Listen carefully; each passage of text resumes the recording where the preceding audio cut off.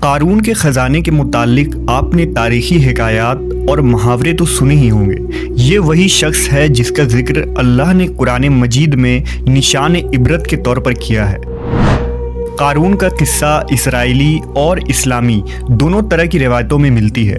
یہ بنی اسرائیل کا وہی امیر ترین شخص تھا جس کے خزانے کی کنجیاں 300 اونٹوں اور خچروں پر لادے جاتے تھے، اور ہر کنجی چمڑے کی ہوتی تھی جو ایک خزانے کی چابی تھی۔ تاریخ انسانی میں شاید قارون سے زیادہ دولت و ثروت کسی شخص کو عطا نہیں کی گئی۔ قارون حضرت موسیٰ علیہ السلام کے چچا یسہور کا بیٹا تھا۔ وہ نہایت ہی حسین و خوبصورت آدمی تھا۔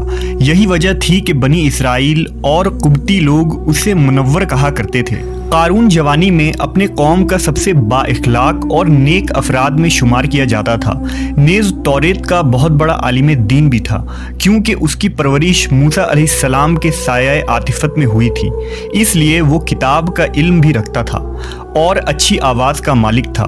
وہ توریت خوبصورت انداز میں تلاوت کیا کرتا تھا، یہی وجہ تھی کہ لوگ اس کا بہت ہی ادب و احترام کیا کرتے تھے۔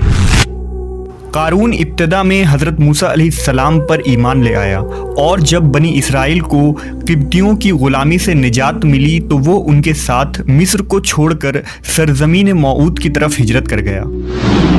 وہاں اس کے حالات ایک دم سے بدل گئے اور اس کے ہاتھ میں بے شمار دولت آئی۔ دیکھتے ہی دیکھتے وہ اپنی قوم کا امیر ترین شخص بن گیا، جس کا ذکر اللہ نے قرآن مجید میں کچھ یوں کیا ہے: بے شک قارون موسیٰ کی قوم سے تھا، پھر اس نے قوم پر زیادتی کی، اور ہم نے اس کو اتنے خزانے دیے جن کی کنجیاں اٹھانا ایک طاقتور جماعت پر بھاری تھی۔ ایک جگہ فرمایا، جب اس سے اس کی قوم نے کہا اتراؤ نہیں، بے شک اللہ اترانے والوں کو پسند نہیں کرتا، اور جو مال تجھے اللہ نے دیا ہے اس کے ذریعے آخرت کا گھر طلب کر، اور دنیا سے اپنا حصہ نہ بھول، اور احسان کر جیسا اللہ نے تجھ پر احسان کیا، اور زمین میں فساد نہ کر، بے شک اللہ فسادیوں کو پسند نہیں کرتا۔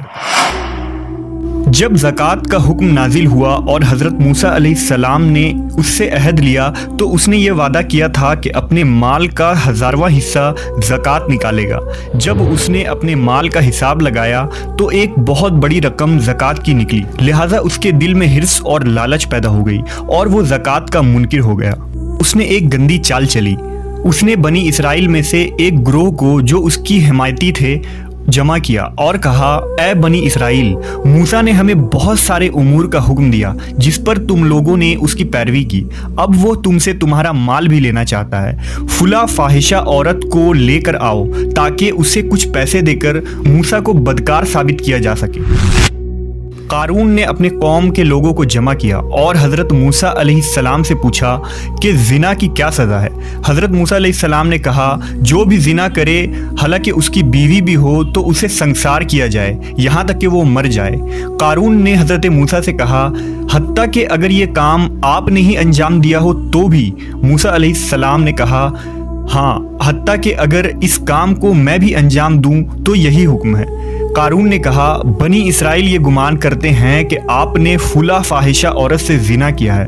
حضرت موسیٰ علیہ السلام نے فرمایا کہ اس عورت کو میرے سامنے لاؤ، لہٰذا وہ عورت بلائی گئی تو آپ نے فرمایا، اے عورت، اس اللہ کی قسم جس نے بنی اسرائیل کے لیے دریا کو پھاڑ دیا اور عافیت و سلامتی کے لیے دریا کے پار کرا کر فرعون سے نجات دی، سچ کہہ دے کہ واقعہ کیا ہے۔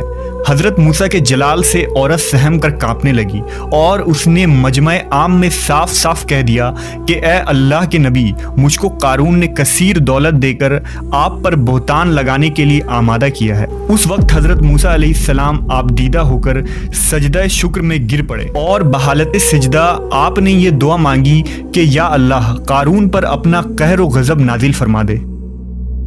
لہٰذا وہ تمام لوگ جو قارون کے ساتھ تھے وہ اس سے جدا ہو گئے۔ موسیٰ علیہ السلام نے اللہ کے اذن سے زمین کو حکم دیا تو زمین پھٹ پڑی اور قارون اور اس کے پیروکار اس میں دھسنے لگے، اور دیکھتے ہی دیکھتے قارون، اس کا مکان اور خزانہ سب اس زمین میں دھس گیا۔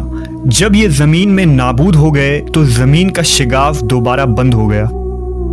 قارون کے اس دولت کے متعلق بہت سارے تاریخی حکایات نقل کی گئی ہیں، اور تا قیامت قارون اور اس کا خزانہ تمام انسانیت کے لیے نشان عبرت بنی رہے گی۔